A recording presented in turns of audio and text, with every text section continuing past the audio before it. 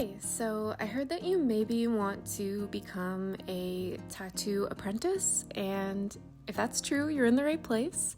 I'm going to be talking to you about all the different types of apprenticeships, about building a portfolio, stuff that I've learned, taxes, being an artist, getting paid, creative burnout. I'm going to be talking about it all.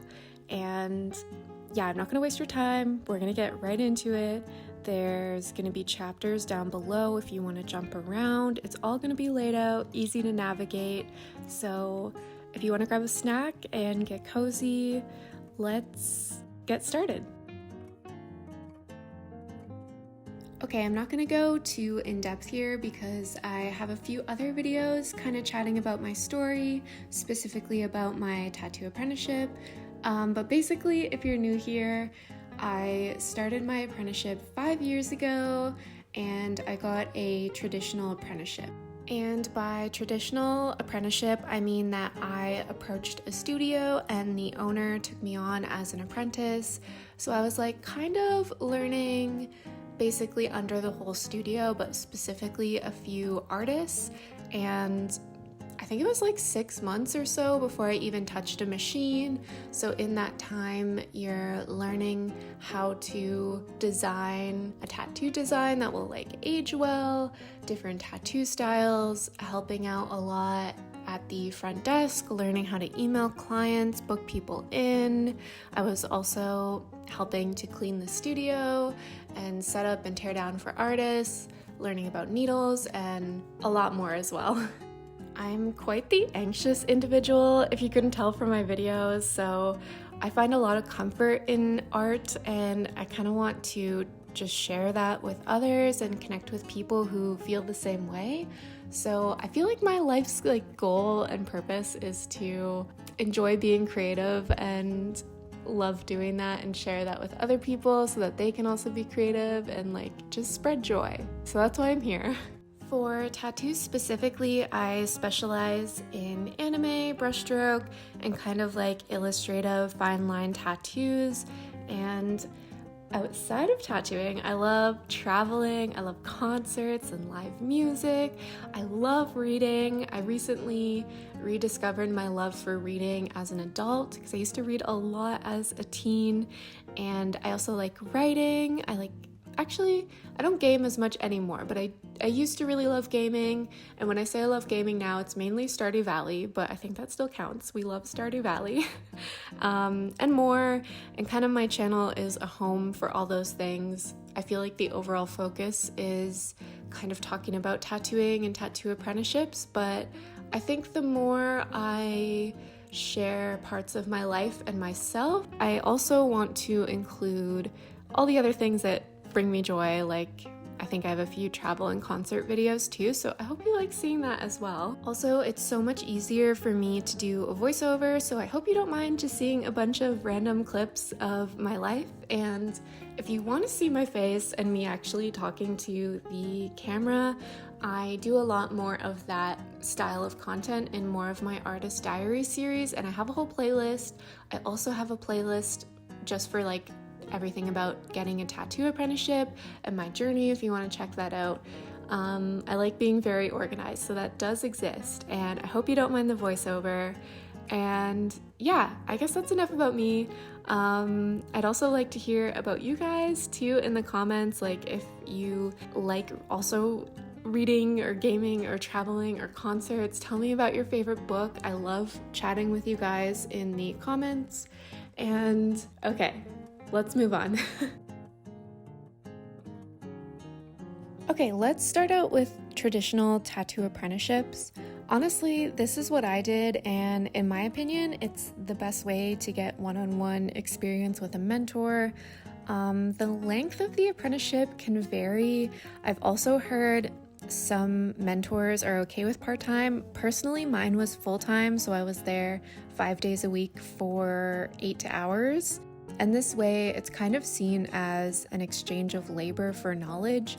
So your mentor will teach you, but in exchange, you're helping them out around the shop. So yeah, I'd recommend looking for a mentor With at least 5 years of experience, but honestly, the more the better. My mentor, well, I had two technically, and they both had around 10 years of experience, I think, at the time of teaching me. You're never gonna stop learning, so they're just gonna have so many little tips and tricks and specific scenarios that they can help you with. And yeah, so that will mean that you want to do research on shops and artists in your area. You're going to want to spend time getting tattooed there to get your foot in the door. You can ask questions, get like the general vibe of the studio. And I've heard of some apprentices being requested to pay money in order for your potential mentor to teach you. And in my opinion, I think that's a red flag, just because so many things I feel like can go wrong, and then you might feel trapped if you feel like you spent all this money and leaving, you'd be like walking away from potentially thousands of dollars, and at the end of it didn't even learn how to tattoo. So just be very, very careful. Like I said, that's not the case all the time, but more often than not, I've not heard of it ending well, so just be wary of that. Okay, so next up we have tattoo schools, which are usually about a 1 to 3 week course and cost a few $1,000s. And I find that the problem with tattoo schools is there's not really a way to learn everything about tattooing in a few weeks. Even me going through a traditional apprenticeship in 2 years, I still felt like I didn't know anything. So to try to learn all of that in 3 weeks, honestly, it's just not possible. And then most mentors, in my experience, kind of want to take on an apprentice who hasn't touched a machine, because it's really hard to break bad habits, and they don't really know like maybe exactly what you're using at tattoo schools. I do feel like it's a little bit more nuanced than that, because one of my mentors actually did start in a tattoo school because a traditional apprenticeship just wasn't really an option for her. There were no studios around her, and the current owner just like took a chance on her and decided to teach her, and she is one of the most talented artists I know now. So I feel like it's hard to fully write off tattoo schools and say people who learn there just like aren't good at tattooing. It's just gonna be a lot harder, I think, to fully get a grasp on it and to not have that one-on-one learning if you were to do a traditional tattoo apprenticeship. And I know there probably are tattoo schools out there that are run by some really nice artists that just want to help people get to do their dream, but I have noticed that some people who teach it do seem like it's just a way to make money and kind of capitalize on your hopes and dreams. I mean, I hate saying that, but the less gate-kept tattooing has become, the more people seem to want to get into it for the money, which I don't think is a good reason to get into tattooing, which I think I will talk about later. But yeah, tattoo schools, I don't have too much experience. I'm just kind of relaying the experiences that I've heard from people teaching them, but also people who have learned from them. Don't know too much about it, so we'll just move along. So next up we have scratching, and if you didn't know, that's what people in the industry refer to those who tattoo at home. My advice is just don't do it. There's a reason tattooing is gatekept, in my opinion, and that is because it's actually really, really, really dangerous if you don't know what you're doing. I've seen videos of people like tattooing in their basement and like on a couch with fabric and like no gloves, no PPE, probably no knowledge on bloodborne pathogens, and you could really seriously injure someone. There are specific cleaning chemicals that we use to kill things like HIV, hepatitis, and aside from bloodborne pathogens, like just not tattooing in a non-clean, sterile environment, your client or like person that you're tattooing could get an infection. And on top of that, if you don't know what you're doing on a technical base that could lead to blowouts, or like there's just so much that can go wrong. And yeah, just don't do it. Okay, so I'm not going to yap too much about building a tattoo portfolio, just because I have a whole nother video if you want to have more of a deep dive on how to put one together. It's in my tattoo apprenticeship playlist. But basically, you just want to create a portfolio that looks really professional, just so you can show potential mentors and studios. You kind of want to like include finished pieces, but you can also bring your sketchbook too to kind of show your process work. For me, 5 years ago, there was definitely a focus on traditional art. Like, I didn't even get an iPad and start doing digital art until after I got my tattoo apprenticeship.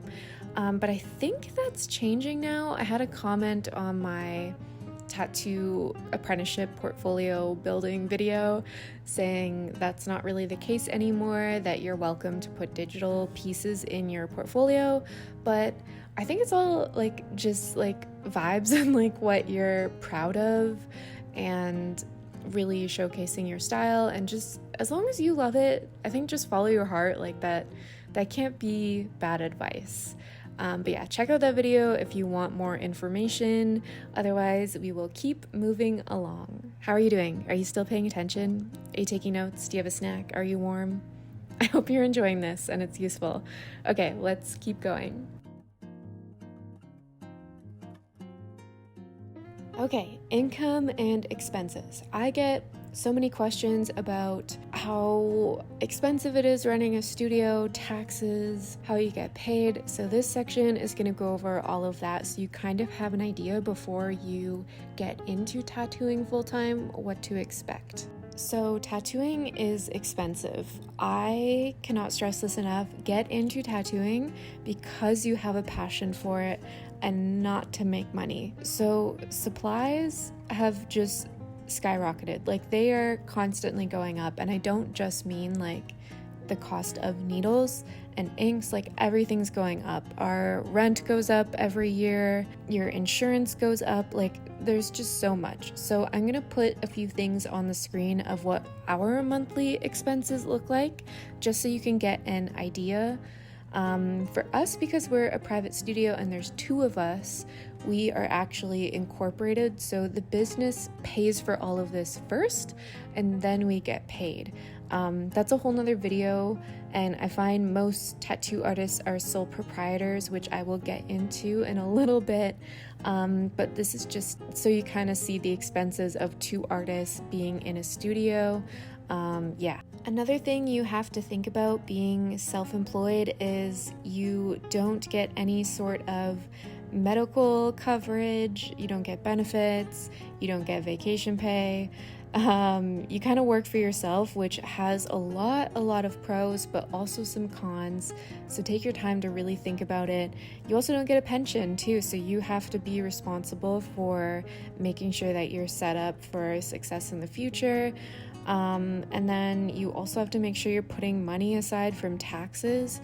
For us, because we're incorporated, thankfully we just get a normal T4, but that means there's a lot more on the company like business side, and sorry, it's a lot of info all at once. Another thing to think about too is tattooing usually has slow seasons and really busy seasons. So when you're in your busy season, you have to make sure that you're putting enough money away in your busy months to make sure that if you're really slow and you're not able to make rent, like you have money covered, like just in case. It's also good to set aside an emergency fund.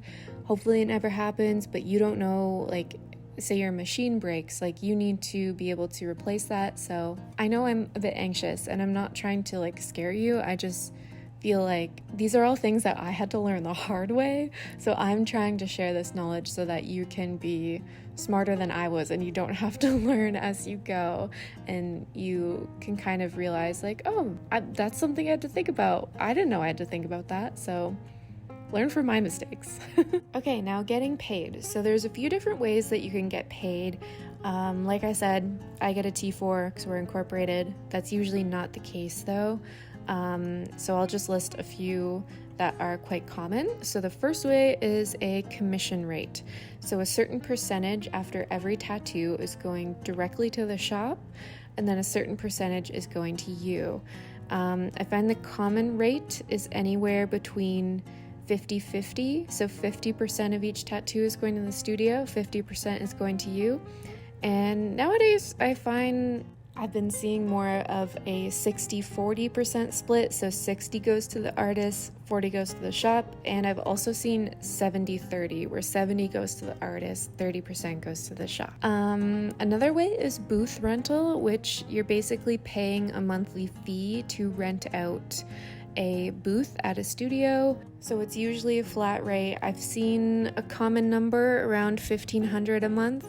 For cities around me, and I'm in Canada, could be different though. And then another option is doing guest spots. So I've paid a daily rate, but I've also paid commission. So I've paid $100 a day to tattoo at someone else's studio, or commission, which is usually a bit higher for guest spots. So in my experience, 70% to the artist and 30% to the shop seems to be kind of normal now. So if you have any questions, let me know, because that's like a lot of info to just like word vomit on you. Okay, and then after we get paid, we have to worry about taxes. So you are self-employed as a tattoo artist usually, so taxes become a bit more complicated. I'm just sharing a little bit of knowledge, but I am in no means a professional. This is just my experience. Definitely do your own research, and my biggest tip is you can always find a really great accountant and a bookkeeper if you are unsure and want professional help. So you will most likely be a sole proprietor, and what that means basically is that you are the business. You're self-employed, so always keep your receipts. A lot of stuff can be written off, and being a sole proprietor means that you aren't on anyone's payroll, so taxes do not get taken off your paycheck like it would if you were working at a normal company. So what that means is you will end up owing a lot of money back, because when you work at a company and the company submits payroll, they are taking taxes off of your paycheck already. So don't do what I did and put money aside. Be prepared for that. As well as if you're in charge of accepting payment from clients, you will be collecting the sales tax on every tattoo, and you need to make sure that you're putting that money aside, because you have to remit that and like give that back to the government. Like I said, I'm technically on payroll and our company pays me, but that's just because we're incorporated, so it's a little bit different. So if you're interested in me going more in depth about that, I can. But like I said, just find a good accountant. There's help out there. There's people who do this for a living and they can help you out a bunch. Yay, we're done with taxes, guys. You can wake up now. It's gonna be more exciting. I think the last thing that I quickly wanted to talk about before I go is creative burnout. I kind of use my channel as a way to just like express and show my authentic experience, just like living as a human and living as an artist. So that means showing like the really happy parts, but then that also means showing like the times when I feel burnt out, because I'm not always feeling creative. It like comes and goes in waves. And be really gentle with yourself, especially getting into tattooing. I feel like it's really hard. It's really scary learning something that is permanent, like on a human. And although going through especially a traditional apprenticeship where you get one-on-one guidance and you get to practice on fake skin when your mentor thinks you're ready, and then you move on to real skin, like it's still really daunting and scary. And just be really gentle with yourself and know that I think this is just like a part of being an artist. And I think that resting is just as important as creating. You have to let your mind just relax and like take in inspiration in order to create. I've also heard a lot of people talk about if you make your job something that you love doing, you'll never work a day in your life. But then on the other hand, I've also heard of people talking about if you take something that you really love and turn it into your full-time job, then it kind of takes the joy out of it. I don't think I have an answer of which one is right for you. I would just say like, maybe sit with that and like dig around and like dig around in your soul. That's what I'm trying to say. And like see where you would lie in that. For me personally, I felt both of those things. Yeah, just something to think about. Yeah, I think tattooing is such like a wonderful and special thing, and being able to give people tattoos where like they feel more at home in their bodies and they love it more, and we can just like both just like celebrate and love art together is such a powerful thing. But some days it is really hard. Like if I feel like I haven't done a good enough job, because I tie so much of myself into what I do, that really weighs on me. So also if you're feeling really burnt out but you have clients booked, like you don't really have an option to rest and like recuperate from that creative burnout. Like you kind of just have to push yourself to get through it. Yeah, I don't know. There's like pros and cons to every job, and I'm not trying to sound ungrateful. I really, really love tattooing. I just wanted to mention that. It just gives you some, I think, really important things to think about. And I feel like when I was looking at videos trying to get into tattooing, I feel like that was kind of like something that people just didn't really talk about. So I think it's just really good to know. And yeah, I have a whole bunch of other videos like going in depth into how I'm feeling when I'm burnt out and just like what I do to work through that. So if you want to check those out, they might be helpful. I'm sure I give some tips in those videos. So yeah. I think that's all I have for you today. There's so much that I didn't get to go over. So if you want a part 2 to this, or even like a video where I'm breaking down the actual apprenticeship, like how many months was it before you started tattooing people? Like what did you learn? What drawing exercises did you do? I can make a video like that. I just didn't want this one to be too long. So I hope this was helpful, and I wish you luck on your journey, and thank you so much for being here. I feel like I've had a lot of people ask if I teach or if I'm a teacher, or tell me that I should teach people, and this is kind of my way of doing that, because I'm definitely not a public speaker because I'm so anxious. So if I can help people learn from my mistakes and pursue something that they love, I think that's really, really special. And yeah, like I said, I just want to bring joy in any way that I can. So thank you for being here, and hopefully I will see you in another video. And please comment. I like chatting with you guys. Okay, bye. Thanks for watching.